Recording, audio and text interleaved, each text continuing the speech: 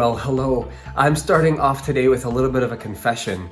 I sometimes find it hard to be thankful. You know, when my days have felt long and my energy level is low, my hunger is high, I have the tendency to become just a little entitled. It's not that I have a particularly hard heart, and it doesn't mean that I am ungrateful, but sometimes given my circumstances and my narrowed perspective, I just don't see the many things that I have to be truly thankful for.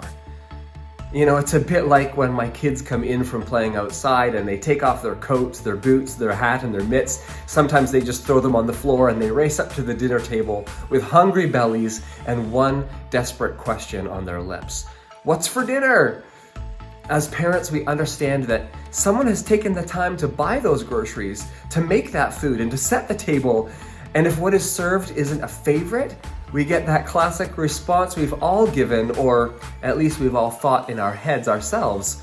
Oh, I don't really like that, or it's not one of my favorites.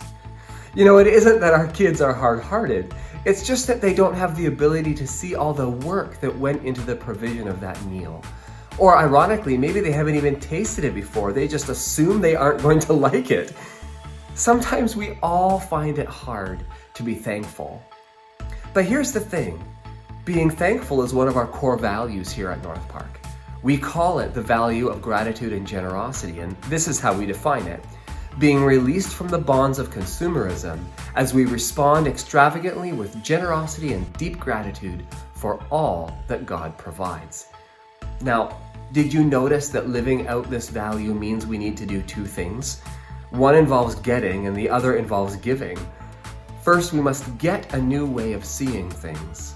We must have a change in perspective. Instead of being a consumer that asks first, what is in this for me? We take the mindset of a contributor and ask, what do I have to give? You see, being thankful requires that we see things differently. And secondly, we must embrace a new way of living. You know, that's why gratitude and generosity are fused together in this one value of thankfulness. We give because we are grateful. And when we are grateful, we are more naturally able to give in all areas of life.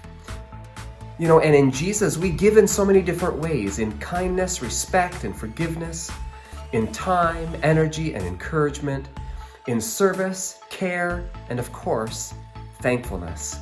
And when we see things through grateful eyes of what we've been given, we can then more authentically live as extravagant contributors in the world around us. Now, perhaps today is a day in which it's hard to be grateful and thankful. If that's the case, I get it, I really do. So let me just encourage you with this verse from Psalm 34 and verse 8.